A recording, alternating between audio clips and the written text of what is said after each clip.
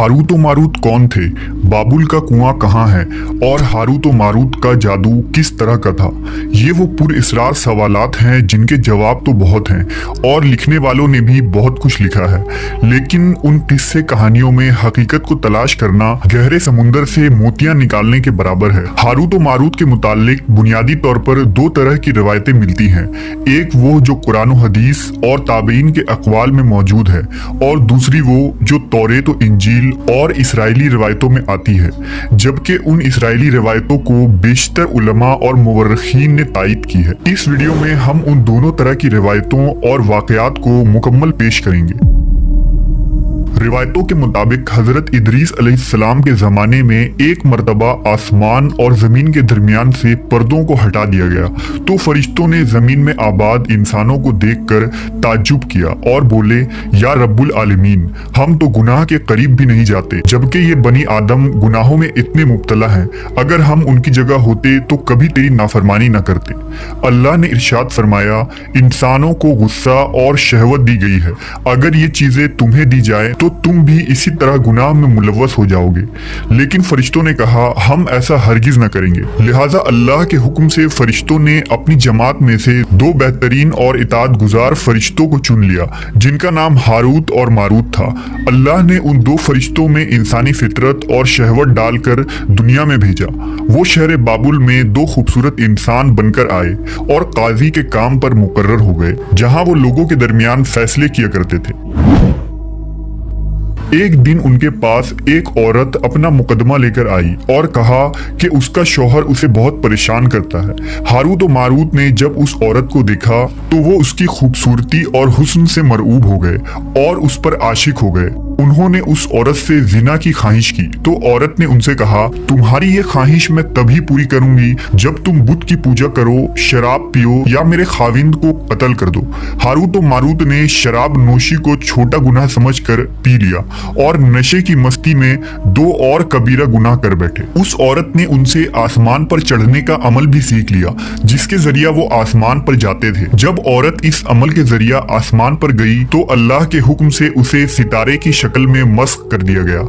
चूंकि उस औरत का नाम ज़ोहरा था, इसलिए वो सैयारा ज़ोहरा कहलाया, जिसे आज विनस कहते हैं। इस गुनाह की वजह से हारूत व मारूत खुद वो इसमें आज़म भूल गए, जिसे पढ़कर वो आसमान पर जाते थे और बतौर सजा उन्हें बाबुल के एक कुएं में उल्टा लटका दिया गया, जहां वो ता क़यामत यूं ही कैद रहेंगे। ये एक इसराइली रवायत है जिसे इमाम इब्ने कसीर और फखरुद्दीन राजी जैसे मुफस्सरीन अफसाना और मन घड़त कहानी करार देकर सख्ती से रद्द कर देते हैं। वहीं इमाम सयूती जैसे उलमा इस रिवायत को मुस्तनद मानते हैं। हारूत व मारूत और चाहे बाबुल के सिलसिले में एक और रिवायत कसरत से बयान की जाती है, जिसके मुताबिक एक जमाना ऐसा था जब शहर बाबुल रुए जमीन पर तहजीब व तमद्दुन का मरकज था। यहाँ के लोग बातिल खुदा की परस्तिश किया करते थे। ये लोग अपनी किस्मत उनसे वाबस्ता समझते थे, इसलिए इल्म नजूम और इल्म फल्कियात में बड़े माहिर थे। उनके बुतकदों में सितारों की पूजा की जाती थी। ये लोग जादू, तंत्र मंत्र, सिफली को बहुत अहमियत देते और इस इल्म के जरिया मुआशरे में खूब फसाद फैलाते थे। ये लोग तिलिस्म, जादू, तंत्र मंत्र में बहुत आगे बढ़ गए। उनमें बड़े बड़े जादूगर मौजूद थे। उनकी तारीखी किताबों में जगह जगह जादू और तंत्र मंत्र ही नजर आता है। उनका जादू दूर दूर तक मशहूर था। मुख्तसर ये कि उस शहर का बाशिंदा होना ही जादूगर होने की अलामत थी। जब हजरत सुलेमान अलैहिस्सलाम की हुकूमत आई तो आपने उन लोगों को इस शिरकिया अमल से रोका और उनकी सहर और जादू की किताबों को एक जगह जमा करके अपनी अजीम कुर्सी के नीचे दफन कर दिया, ताकि इस फितना अंगेज इल्म का जड़ से खात्मा हो जाए। जब सुलेमान अलैहिस्सलाम की वफात हुई तो शैतान ने उन किताबों को दोबारा खोद कर निकाला और लोगों से कहा कि सुलेमान पैगंबर नहीं था, बल्कि उन किताबों के जरिया हुकूमत किया करता था। लिहाजा हवा में उड़ना, जिन्नात पर काबू और सुलेमान अलैहिस्सलाम के गैर मामूली मुआजिज़ात दरअसल जादू और सिफली का अमल था। बनी इसराइल ने उसकी पैरवी की और उन किताबों को पढ़ना शुरू कर दिया। लिहाजा दोबारा ये शर अंगेज इल्म इस कौम में सुरायत कर गई। अल्लाह ने सुलेमान अलैहिस्सलाम पर लगाए गए इल्जाम और तुहमत की नफी करते हुए सूरह बकरा में फरमाया है, اور انہوں نے اس چیز کی پیروی کی جو شیطان سلیمان کی بادشاہت کے وقت پڑھتے تھے، اور سلیمان نے کفر نہیں کیا تھا لیکن شیطانوں نے ہی کفر کیا۔ لوگوں کو جادو سکھاتے تھے اور اس چیز کی بھی جو شہر بابل میں ہاروت و ماروت دو فرشتوں پر اتارا گیا تھا، اور وہ کسی کو نہ سکھاتے تھے جب تک یہ نہ کہہ دیتے کہ ہم تو صرف آزمائش کے لیے ہیں، تو کافر نہ بن۔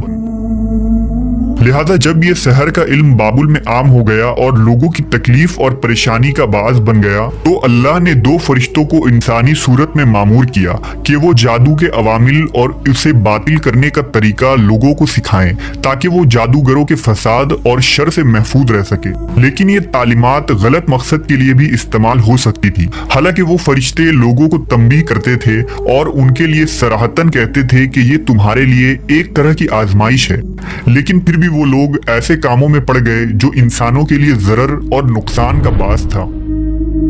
بعض عربی داستانوں میں اس کنویں کا ذکر بھی ملتا ہے جہاں کئی لوگ پہنچے اور ہاروت و ماروت سے ملاقات کر کے جادو کا علم بھی سیکھا، جبکہ بعض مورخین کا کہنا ہے کہ عراق کے شہر حلہ کے قریب ایک کھنڈر میں موجود قدیم کنواں ہے جہاں سے بابل کی سرحد شروع ہوتی تھی۔ یہ اس کنویں کو ہی چاہے بابل قرار دیتے ہیں۔